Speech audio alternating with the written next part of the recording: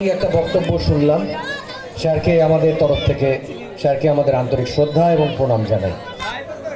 খেলাধুলার সঙ্গে ওতপ্রোতভাবে সংযুক্ত একসময়ের দুর্ধর্ষ প্লেয়ার এবং আমাদের ক্লাবের অত্যন্ত সুহৃদ এবং সুজন অসীম হাটি মহাশয়কে কিছু বলার জন্য অনুরোধ করছি। হ্যালো,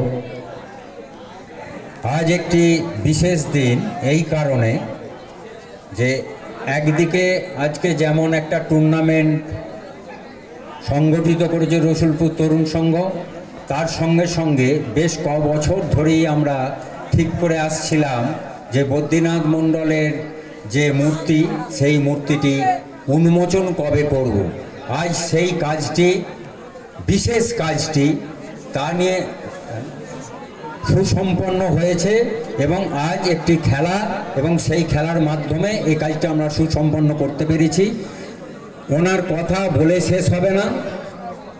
উনি গোটা রসুলপুর তরুণ সংঘের ফুটবলকে যে একটা উন্নত পর্যায়ে নিয়ে গিয়েছিল, সেই পর্যায়কে নিয়ে যাওয়ার জন্য গোটা অবদানটাই ওনার। আর বিশেষ কথা বলবো না, অনেক কথা বোদ্ধার নিয়ে বলতে গেলে বলতে হয়।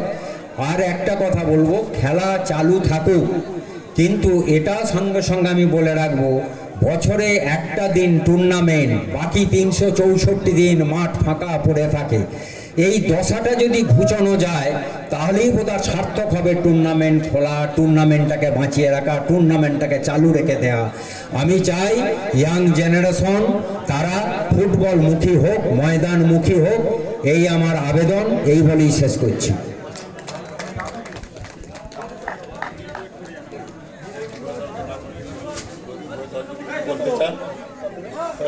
উভয় দলকে ডেকে নাও।